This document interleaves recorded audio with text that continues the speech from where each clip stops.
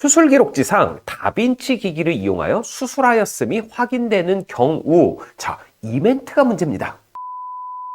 본 광고는 손해보험 광고심의 기준을 준수하였으며 유효기간은 10일부터 1년입니다. 안녕하세요. 금융상품연구소 양희섭 소장입니다. 자, 오늘은 로봇 수술 특약을 가입했는데 로봇 수술 보장이 안 된다고, 어떤 보장을 받으려고 특약을 가입했는데 그 보장이 안 된다고 하면 정말 황당하겠죠. 오늘은 다빈치 로봇 암 수술 특약에 대해서 말씀드리려고 하는데요. 이 내용이 뭔지 말씀드리기 전에 먼저 로봇 수술에 대한 이해가 필요합니다. 그리고 이 다빈치 로봇 암 수술, 이게 왜 문제가 되는지 하나하나 자세하게 살펴보도록 하겠습니다. 기존 보험에 다빈치 로봇 수술 특약을 가지고 계시거나 현재 암보험을 고민하고 계신 분들이라면 오늘 영상 반드시 봐주셔야 되고요. 보시기 전에 좋아요, 구독 부탁드리겠습니다.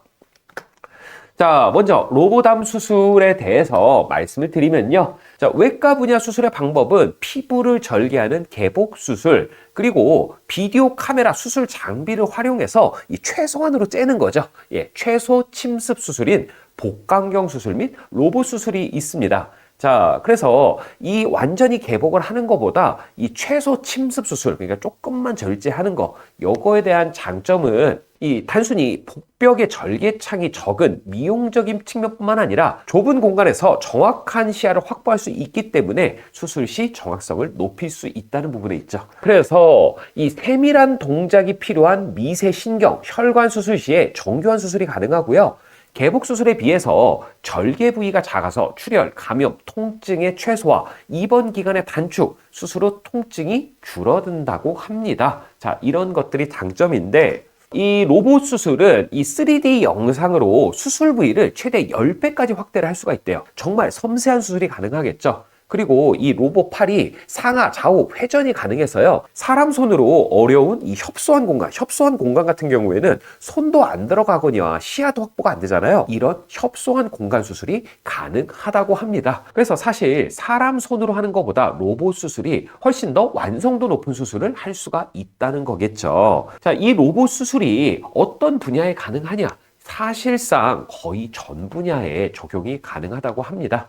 자, 그래서 일반적으로 복강경 수술을 하는 분야 중 부위의 협소함이나 정밀한 조작이 필요한 경우 로봇 수술이 활용되고 있다고 합니다.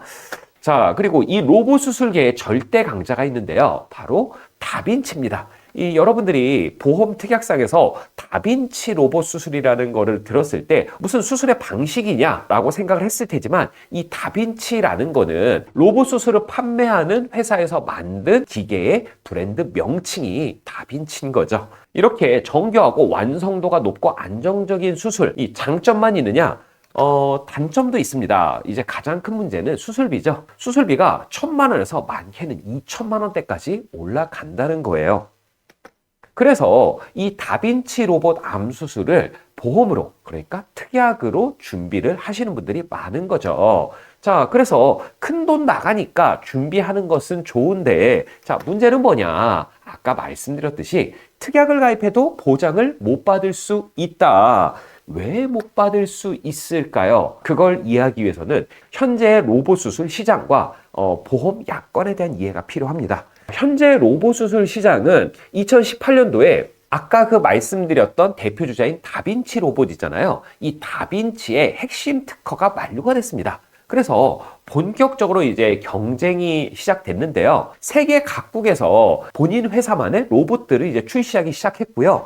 대한민국에서도 당연히 출시했습니다. 대한민국에서는 레보아이라는 브랜드가 출시가 됐는데요. 현재 많은 병원들에 보급이 되고 있고 점차 점유율이 늘어가고 있는 상황입니다. 자, 문제는 뭐냐? 이 다빈치 로봇 수술하고 레보아이 로봇 수술이 수가 코드가 달랐던 겁니다. 다빈치 로봇 수술은 QZ961, 레보아이는 QZ962, 이 수가 코드가 달랐는데요. 근데 이제 문제가 이 다빈치 로봇 수술, 레보아이뿐만 아니라 세계 각국에서 로봇 수술 기계를 개발했다고 했잖아요. 그리고 그 로봇 수술들이 국내에 들어올 수 있습니다. 그럼 국내에 들어올 때마다 이 코드들을 하나씩 늘리냐? 그러면 안 되겠죠. 그래서 2024년 말에 로봇 보조 수술에 대한 수가 코드 QZ966으로 다 통일이 됐어요. 예전에는 다빈치 로봇 수술은 QZ961, 레보아이 로봇 수술은 QZ962였지만 현재는 QZ966으로 통일이 됐다. 중요한 거는 여기서부터입니다. 특정 보험사의 약관을 가지고 왔는데요. 여기서 다빈치 로봇 암수술 특약에서 다빈치 로봇 수술의 정의를 보여주고 있습니다. 다빈치 로봇 수술이라 함은 암 또는 특정 암의 직접적인 치료를 목적으로 아래의 수가 코드에 해당하는 수술을 한 경우를 말합니다. 아래의 수가 코드가 QZ961이죠. 자, 그런데 요새 수술을 하면은 아까 뭐라고 했죠? QZ961이 로봇 보조 수술 QZ966으로 통합이 됐다고 했죠. 그래서 현재의 수가 코드는 QZ961이 안 나옵니다. 자, 그래서 약관에는 또 하나 정의가 돼 있어요. 제1항의 수가 코드를 받지 않았음에도 불구하고, 그러니까 QZ961을 받지 않았음에도 불구하고 수술 기록지상 다빈치 기기를 이용하여 수술을 하였음이 확인되는 경우 다빈치 로봇 수술을 받은 것으로 봅니다. 자, 그러니까 QZ966을 받았다고 하더라도 수술 기록지상 다빈치 기기로 수술을 했다라고 하면은 이 특약에 적용이 된다라는 거죠. 이 얘기는 돌려서 말하면 뭔가요? 다빈치 기기를 이용해서 수술을 하지 않았다면, 그러니까 레보아이로 수술을 했다면은 이 다빈치 로봇 암수술 특약에서는 보장이 안 된다는 겁니다. 이게 핵심이죠. 그런데 문제는 이 레보아이가 보장이 되는 특약들이 있다라는 겁니다. 레보아이가 보장되는 약관을 보면요. 제1항에도 불구하고 관련 법령 등의 개정으로 다빈치 로봇 암수술과 동일한 의료 행위에 해당하는 수가 코드가 있는 경우 QZ966이 있는 경우 그 코드도 포함을 합니다. 자, 그러니까 레보아이가 보장이 된다는 거죠. 또 다른 특약은 이런 식으로도 표기가 되어 있습니다. 관련 법령 개정으로 1항에서 정한 다빈치 로봇 암수술 외에 다빈치 로봇 수술에 해당하는 진료가 있는 경우에는 그 진료 행위도 포함이 된다. 이 역시 레보아이도 보장이 된다는 의미겠죠. 그리고 어떤 회사들은 아예 특약 이름에 다빈치 및 레보아이라고 규정을 딱 해놨습니다.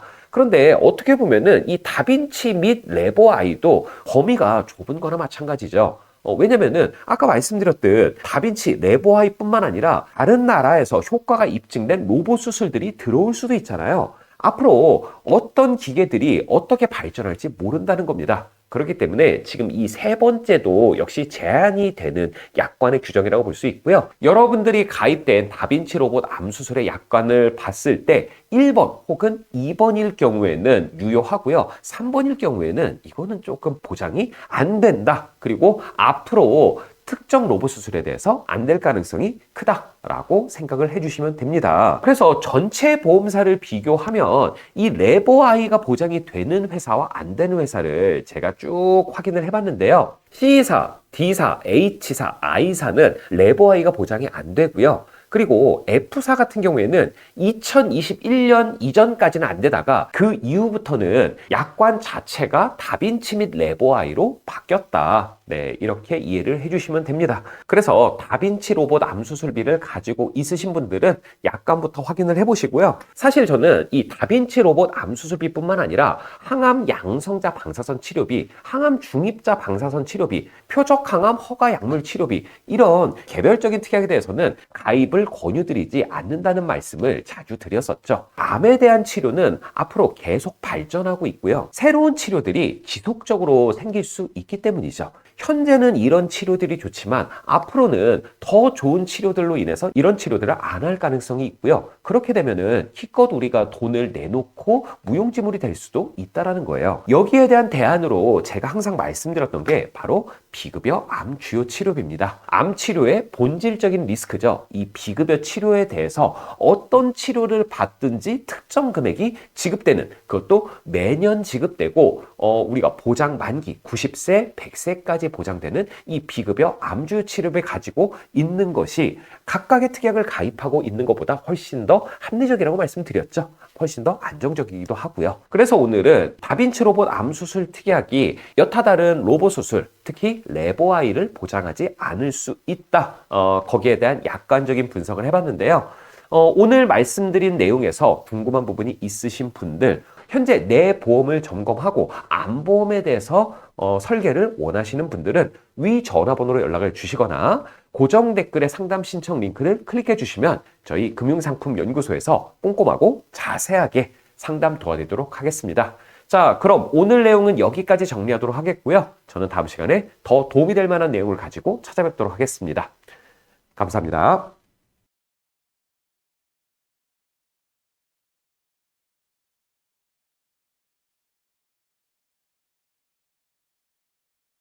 본 광고는 손해보험 광고 심의 기준을 준수하였으며 유효기간은 10일로부터 1년입니다.